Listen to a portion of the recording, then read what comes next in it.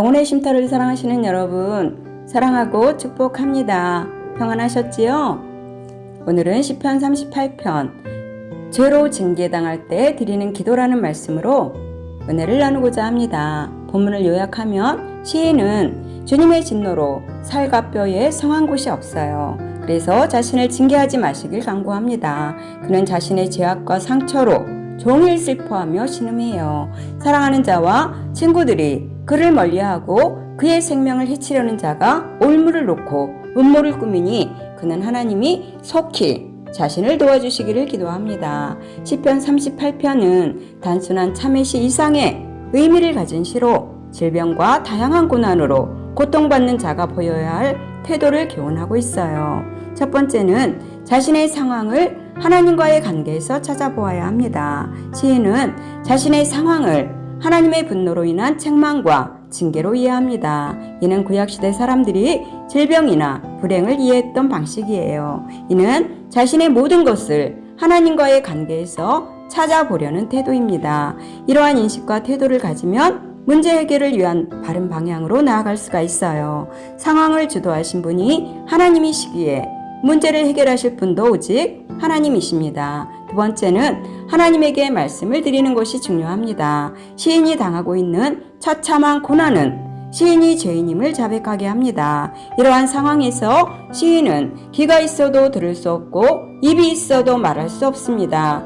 들은 바를 말할 수 없고 하고 싶은 말이 있어도 말할 수 없는 고통스러운 상황이에요. 시인은 자신의 불행 때문에 사회에서 소외당하고 죽음까지 경험합니다. 그러나 이러한 상황에서 그는 모든 소원과 신음을 하나님 앞에 쏟아놓습니다. 그리고 하나님의 응답을 기대하고 있어요. 이런 사람이 진정 고난을 이기고 하나님의 회복과 구원을 경험할 수가 있습니다. 세 번째는 하나님을 부르는 호칭은 하나님과 맺은 관계를 보여줍니다. 본문 뒤로 갈수록 하나님에 대한 호칭이 점점 많아져요. 1절에 여호와와 9절에 주님이라는 호칭이 15절에서는 나의 하나님이라는 호칭과 함께 22절에서는 나의 구원자라는 호칭까지 더해집니다. 이처럼 하나님을 어떻게 부르느냐는 그 사람의 신앙과 하나님과의 관계를 보여줍니다. 어느 누구라도 죄를 짓는 일을 가볍게 여기서는 안 됩니다. 하나님은 성도의 죄를 반드시 징계하셔요. 그때 징계를 받는 자는 자신의 죄를 하나님 앞에 진실하게 고백해야 합니다. 오늘 다윗은 주의 징계로 인해 겪는 고통과 질병을 호소하면서 그 원인인 죄를 참회하고 있어요. 본문을 보겠습니다. 1절과 2절은 여호와여 주의 노하심으로 나를 책망하지 마시고 주의 분노하심으로 나를 징계하지 마소서라며 죄로 인해 고통당하고 있음을 깨닫고 하나님께 구원을 호소합니다. 그는 이 고통이 몸을 찌르는 화살 같다고 말해요.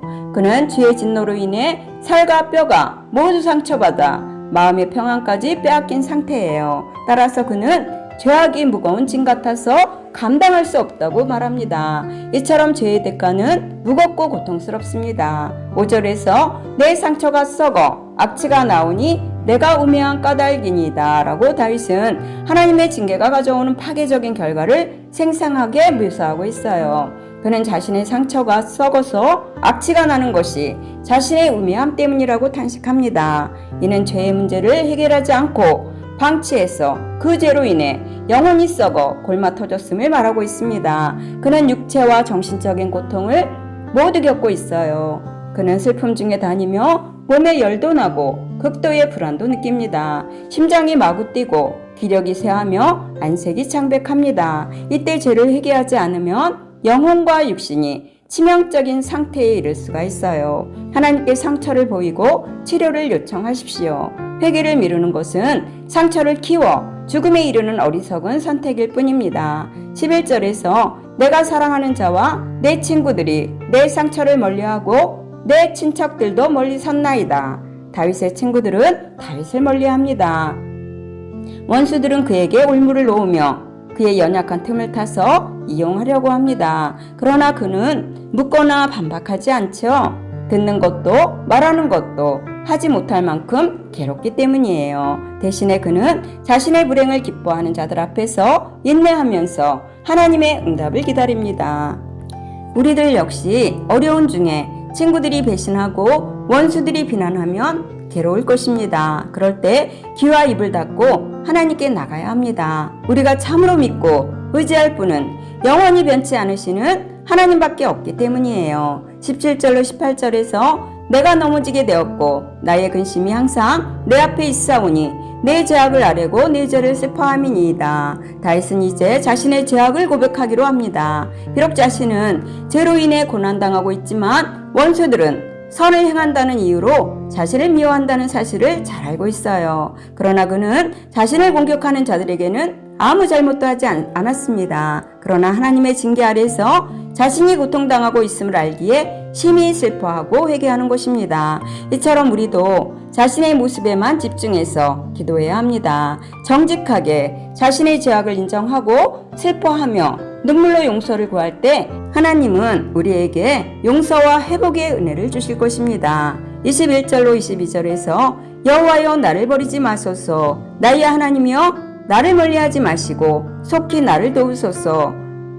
다윗은 시작할 때와 같이 고통에서 자신을 구해달라고 간절히 호소하면서 시를 마무리합니다. 징계를 받아 괴로운 상황에서 할 수 있는 최선의 방법이 바로 기도입니다. 왜냐하면 구원은 하나님이 행하셔야만 가능하기 때문이죠. 징계 중에 하나님의 은혜와 긍휼을 구하며 하나님이 역사해 주시기를 호소하시기 바랍니다. 결론입니다. 죄를 고백하는 것은 성도의 삶의 가장 중요한 부분이에요. 작은 죄든 큰 죄든 우리는 하나님에게 정직하게 죄를 인정하고 고백해야 합니다. 죄는 우리 영혼과 육신과 정신을 무섭고 치명적으로 파괴하기 때문이에요. 영혼의 쉼터를 사랑하시는 여러분, 우리도 마음을 살펴 죄의 모습을 보여달라고 하나님께 기도하시고 회개하시기 바랍니다. 그러면 하나님은 우리의 모든 죄를 용서해 주십니다. 이러한 은혜가 여러분들 모두에게 임하시기를 예수님의 이름으로 축원합니다. 아멘. 감사합니다.